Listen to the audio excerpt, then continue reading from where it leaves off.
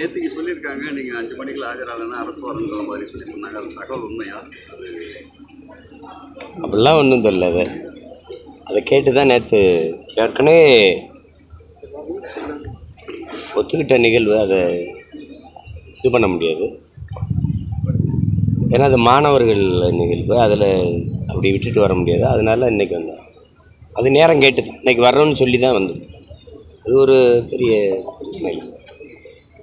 Sir, இப்போ case எல்லாம் 50 ரூபா உயர்த்திருக்காங்க. சார், வழக்கு நடந்துகிட்டு இருக்கு. தொடர்ச்சி அவரை கிரிட்டிசைஸ் பண்ணிகிட்டே இருக்காரு டிஐஜி.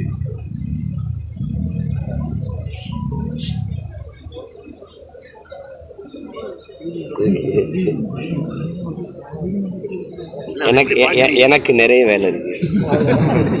வேற நீங்க கேட்டது நல்ல 50 ரூபாய் உயர்த்திருக்காங்க. அது நீங்கள் அண்ணனை பார்த்து கேட்கக்கூடாது. ஆட்சியில் இருக்கிறவங்க, அதிகாரத்தில் இருக்கிறவங்ககிட்ட கேட்கணும். உங்களுக்கு தெரியும், உலகத்தில் நமக்கு எண்ணெய் வளம் இல்லை. எண்ணெய் வளம் இருக்கிற நாடுகளில் வந்து அந்த மூலப்பொருள், கச்சா பொருளுடைய விலை குறையும் போது அந்த பொருளின் விலை குறையணும்.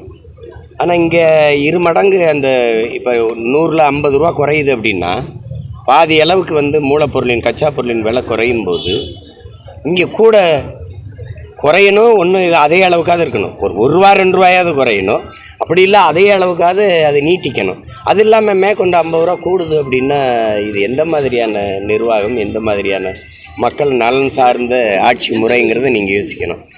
காரணம், நம்ம ஏற்றுக்கொண்ட பொருளாதார கொள்கையில் வந்து எண்ணெய் நிறுவனங்களே அதற்கான விலையை தீர்மானித்து கொள்ளலாம்ங்கிற அந்த கொள்கை முடிவு இருக்குல்ல, அதுதான் இவ்வளோ பிரச்சனையாக இருக்குது.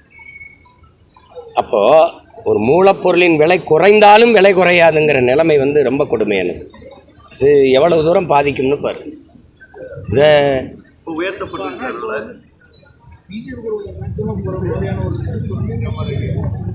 நான் ட்ரம்ப்பு கூட தான் நியாயமாக பார்த்தா நான் வெரி க்ளோஸ் டு வந்து ட்ரம்ப்பு தான். நான் ரொம்ப க்ளோஸ் வந்து ட்ரம்ப்போட தான் இருக்கேன். நீங்கள் அதை யாரும் சொல்ல மாட்டேங்கிறீங்க. அப்புறம் புதின் 2 பேரும் தான் எனக்கு ரொம்ப நெருக்கம்.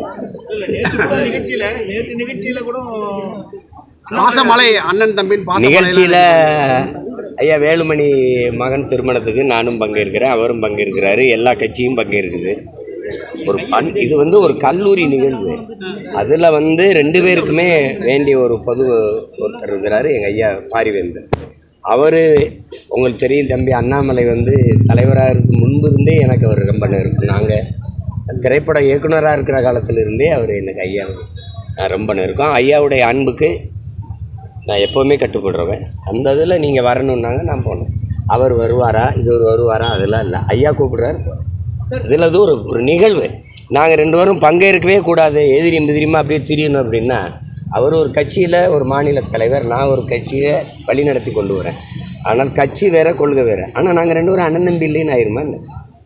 இப்போ திராவிட முன்னேற்ற கழகத்தை கோட்பாட்டு அளவில் எதுக்குறோம். 99 பேர் என் சொந்தக்காரன் தான் இருக்கான். எல்லாரோட சண்டை போடுறதா இதெல்லாம் பேசக்கூடாது. முதல்ல அரசியல் கோட்பாட்டில் இருந்து மனித உறவை பிரித்து பார்க்க கற்றுக்குறீங்க. கேள்வி எழுப்புகிற நீங்களே இப்படி திருப்பி கேட்டுக்கிட்டு இருக்காதீங்க.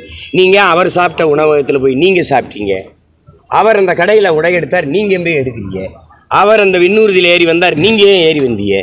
இந்த மாதிரி கேள்விகளெல்லாம் முதல்ல நிறுத்துங்க. அவரே அழைச்சிருக்கார் ஐயா, அவர் என்னையே அழைச்சிருக்காரு. உடனே 2 பேரும் கூட்டணி சேர்ந்து தேர்தலை எதிர்கொண்டு அப்படிலாம் பேசக்கூடாது, புரியுதா? தேர்தல் நடந்து கொண்டிருந்தாலும் வாக்கு சேகரிச்சுக்கிட்டு இருந்தாலும் எங்கள் ஐயா பாரிவேந்தர் கூப்பிட்டா நான் போவேன். அதே மாதிரி அவர் கூப்பிட்டு யார் வந்தாலும் அதை பற்றி நான்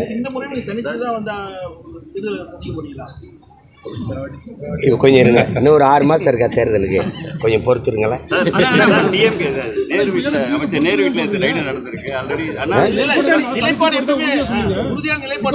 அதை ரொம்ப சோர்ந்துட்டேன். 1 லட்சம் தடவை சொல்ல முடியாதுல்ல. வேட்பாளரை அறிவிச்சிட்டேன்னு எழுதுறீங்க, அப்புறம் கூட்டணியான்னு கேட்குறீங்க. கூட்டணி வைக்கிறவன் எப்படி வேட்பாளரை அறிவிப்பேன்? ஒரு அடிப்படையாக ஒரு கேள்வி கேளுங்க. ஒரு தர்ம நியாயம். தேசியத்துக்கு தமிழ் தேசியத்துக்கு பெரிய வித்தியாசம் சொல்றாரு அண்ணாமலை. அதை பற்றி கருத்து நானும் ஒன்றுதாங்கிறாரு. அதில் நானும் அவரும் ஒரே ஒரு தாயின் பிள்ளைகள், தமிழ் தாயின் பிள்ளைகள், தமிழருங்கிற அடிப்படையில் அவர் பேசுகிறாரு. அது மட்டும்தான் கருத்து. அவர் இந்தியத்தை ஏற்றுக்கொண்டிருக்கிறாரு. அவர் இந்தியாவிலிருந்து தமிழ்நாட்டை பார்க்குறேன்றாரு. நான் தமிழ்நாட்டிலேருந்து இந்தியாவை பார்க்குறேன்றேன். 2 பேருக்கு வித்தியாசம் இருக்குல்ல. நான் அவர் சொல்கிற கோட்பாடு, நான் சொல்கிற கோட்பாடு அம்மாவுக்கு மகன், அப்புறம் அத்தைக்கு மருமகன். என் தம்பி சொல்கிறது அத்தைக்கு மருமகன், அப்புறம் அம்மாவுக்கு மகன். அது 2க்கு தூரம் இருக்குல்ல, விளங்கிக்கணும். வேறு ஆளுநருக்குன்னு தனி அதிகாரம் எதுவும் கிடையாதுன்னு இன்னைக்கு உச்சநீதிமன்றம் உத்தரவு போட்டிருக்காங்க. அதை தான் ரொம்ப நாளாக சொல்லிகிட்டு இருக்கோம் சாமி. அது ரொம்ப நாளாக அதை சொல்லிட்டு இருக்கோம். ஆளுநருங்கிறது ஒரு தொங்கு சதை. இந்த பாருங்க 5 விரல் இருக்கா, இங்கிட்ட ஒரு விரல் தனியாக இருந்தால் அது இதை மடக்குனா அது மடங்காது, இதை நீட்டினா அது நீட்டாது. அது ஒரு தொல்லை. மக்களால் தேர்வு செய்யப்பட்ட அதிகாரத்துக்குத்தான், தலைவர்களுக்குத்தான் அதிகாரம் இருக்கணும். மக்களின் நலன் சார்ந்து சட்டங்கள் திட்டங்கள் தீட்டிக் கொள்வதற்கு உரிமை இருக்கணும். அதை விட்டுட்டு ஒரு நியமன உறுப்பினருக்கு அதிக அளவு அதிகாரம் இருக்கும்னா அப்போ மக்களாட்சிங்கிற கோட்பாடு இருக்குல்ல, அது கேள்விக்குரியாரு. அதை தான் ரொம்ப நாளாக சொல்லிக்கிட்டு இருக்கோம். பேரறிஞர் அண்ணா காலத்திலேருந்து இந்த பேச்சு வருது. ஆட்டுக்கு தாடியா நாட்டுக்கு ஆளுநரும் அவசியம் இல்லைன்னு சொல்கிறது வந்து அதை வச்சு தான். நீங்கள் கேட்ட கேள்வி நல்ல கேள்வி. ஆல்ரெடி அண்ணாமலை வெளியிட்டிருக்காரு சார்.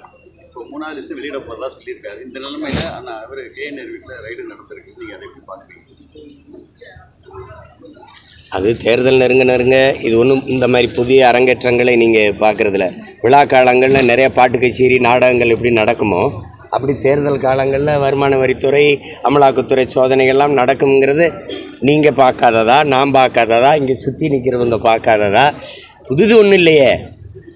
ஆனால் சில முக்கியமான செய்திகள் இப்போ நமக்கு வந்து சில குற்றங்களில் வந்து இப்போ நீங்கள் பார்த்தீங்கன்னா தம்பி ஆம்ஸ்ட்ராங் வந்து கொலையில் இவ்வளோ காலம் ஆயிடுச்சு.